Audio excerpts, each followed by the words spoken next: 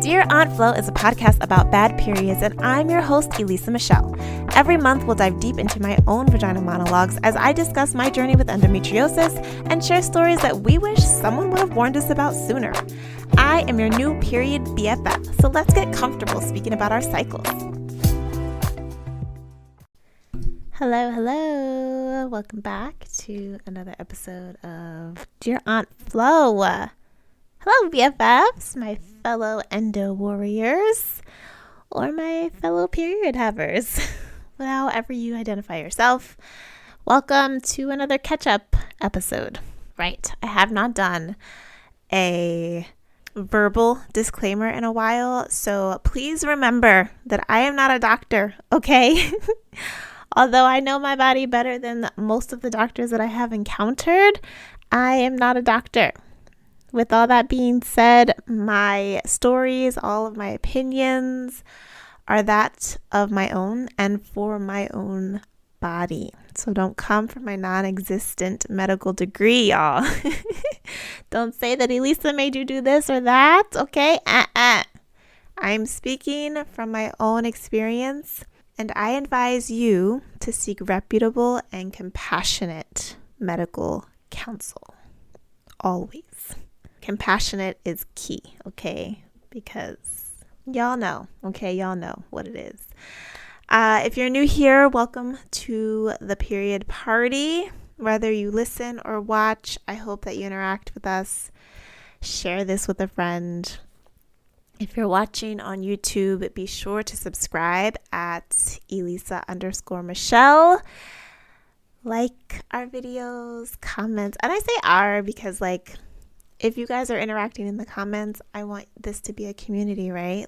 You're interacting with each other as well as myself. So this is a community for us to be safe and express how we feel, express what we're going through. If you are listening on Apple or Spotify podcasts, I invite you, I beg of thee, to leave a review. Take a few seconds, take a few minutes, leave us a review at Dear Aunt Flo. And you can also follow us on IG at dearauntflo.pod. All right, let's get into our letter for this episode. Dear Aunt Flo, I am at the point of trying almost anything to get you to stop attacking my body. From castor oil to slimy okra water. Sincerely fed up, Elisa Michelle. Yes, slimy okra water is the latest addition to our at-home remedies. More on that later. The last episode was about me no longer drinking alcohol. And I needed to get that episode out because it's already been 6 months since I started not drinking alcohol. So I needed to just get it out and share it with you. So this episode, we're taking it back a little bit so that we can play catch up. And there's much to discuss. All right. So what have I been up to since April? I think my last episode dropped April 1st. And that was a catch-up episode. And then this latest one dropped June. So yeah. For one, I started a new business accelerator program back in April. And that took up 10 weeks and a lot of extra time in between all of that. It was such a good program, though. I'm so glad that I did it because it completely got me out of the funk that this year brought me into since my January hospital stay. Body, my mind, my soul, it's been way off. So I needed that. And I'm glad that I did it. So with that, though, on that side of things, personally, I started acupuncture. I go consistently about every other week. It's been a great self-care outlet for me, and it's also helped stop the flare-up. So I don't know if you remember, but back in the end of January, February, and into March, I was experiencing the most debilitating pain that would shoot down my left thigh, groin area, and it was happening every day, twice a day for weeks on end, and it was unbearable. And since starting acupuncture, that has completely gone away. So I'm a bless up for that because I thought that I was going to have to endure that for like the foreseeable future, and I was not going to be okay with that. So yeah, I'm grateful for acupuncture for that. It also like really regulates my nervous system, and it's just such a peaceful experience. Like, I know you're getting pricked with needles, but you're literally just like lying in a very peaceful environment. The person who facilitates it gives great care, and I think that's mostly why I keep going. The only thing that I don't quite care for about the place that I'm going to is that it's not fully private. So there's 2 people to a room, even though you're separated, like you can't see each other or whatever. But if I'm getting my acupuncture first, someone else is coming in later, like in the middle of my rest and relaxation, or the opposite, right? They get theirs done first, they're in the middle of their rest and relaxation, and then I come in. And so like there's disturbance, right? And that's not great, but that's neither here nor there. And also, insurance does not make it easy to like just switch places because you have to go through so much to find a new spot. So anyway, I started acupuncture and it's been going really well. I also started therapy. Yay me. Because what the hell? I usually just vent to my husband, and I have the podcast as an outlet too, but I needed something deeper. Like, I honestly needed something deeper because I was dealing with shitty medical doctors and misinformation and talks of infertility and the reoccurring pain and like just everything else, right? So I looked into the Loveland Foundation. They offer free therapy options for Black women. If you have not looked into the Loveland Foundation, I highly, highly, highly recommend them. I went through therapy for Black girls to find my therapist, and y'all, the lady is Black. She has endometriosis, and I say has because even though she's had surgery and removed most of everything, like, it's a lifelong disease, right? It's not going anywhere. So she has endo, right? And she knows what I went through, am going through, will go through. Like, she can relate to me on that level. And like, what are the odds of that, right? And me going to therapy for the first time, finding a Black woman therapist. She knows like the ins and outs of endometriosis. Like, that's all God. You can't tell me otherwise. He be looking out. Okay, let's see what else. I have tried a bunch of holistic practices. So castor oil packs, CBD balms, fibroid cleanse. It's like this liquid. You take like a teaspoon every morning, every night. I've tried this concoction of like lemon juice, garlic. I think cayenne pepper was in there too. Okra water. I've re-upped on all my supplements. So I'm currently taking Quay. I always forget how to pronounce it, but it nourishes your blood. And then every time I like go in for acupuncture, they mention that, so they have you like stick your tongue out to see if it's white, if there's grooves on the side, because you might bite down on your tongue because it expands. But yeah, so my gut health is not the best, and it means that my spleen chi is off, and so that will help with that. Magnesium glycinate, magnesium malate, and magnesium citrate. So glycinate is good to calm your body, relax your body. Malate is good for bringing energy and giving you energy, and then the citrate pretty much just helps you poop. So if you're constipated, in need of a good session, you take that. So I really only take that during my cycle week. I don't need it otherwise. And then of course there's herbal teas like red raspberry leaf or nettle leaf tea. I've also been doing like a dandelion root tea, or like a mix of like a bunch of things. They're like womb teas, I guess you can call them, but I don't know like all of the different herbs that are in there. So I'll check back with you on that one. So I've been trying a lot of like different holistic practices. I want to say that they've been helping. Okay, we'll come back.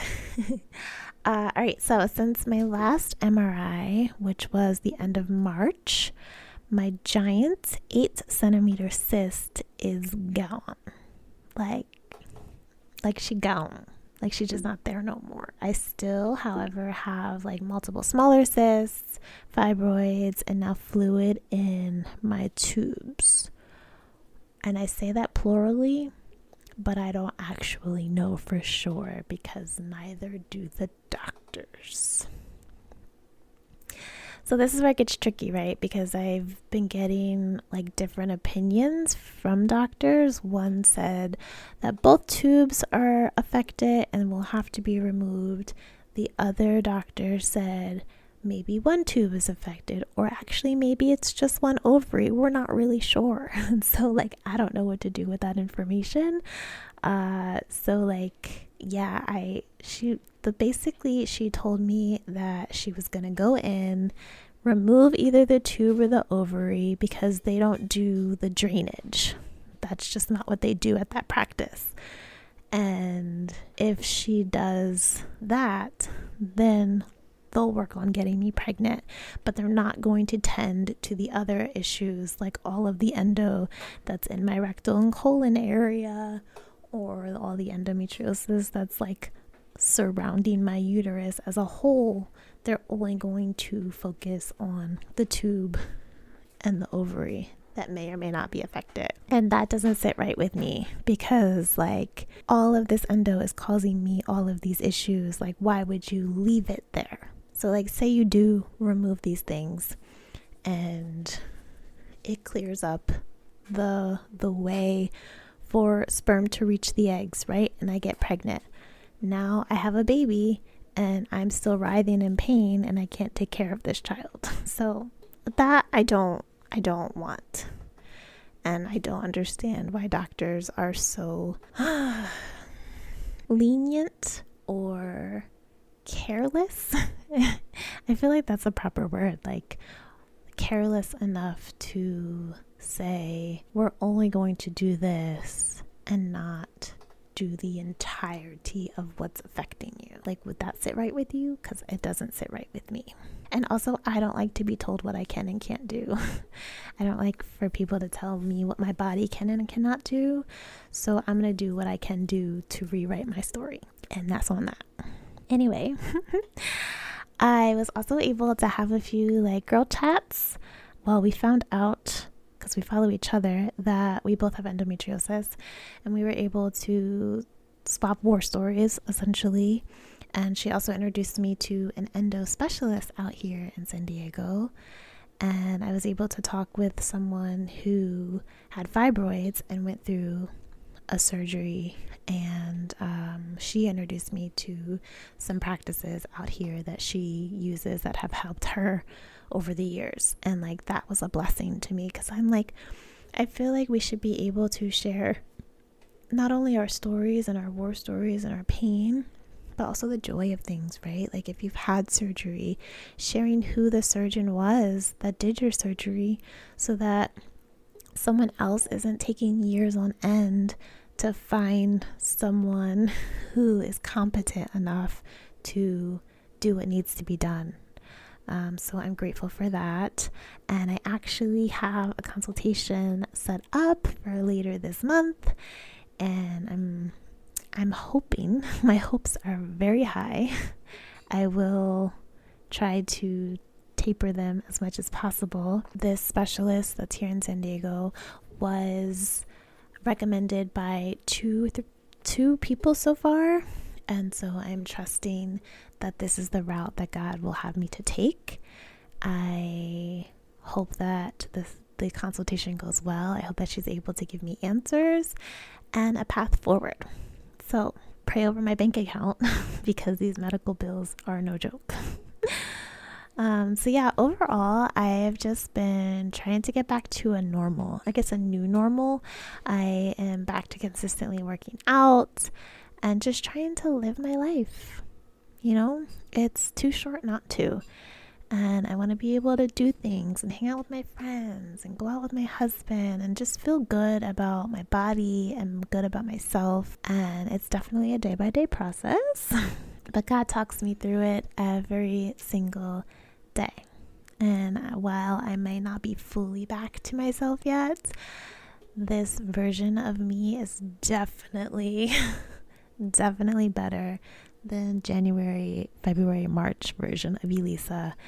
And I'm praying that this next consultation will give me better answers so that I know how to continue moving forward and continue living my best life. So yeah, that's what's been going on with me.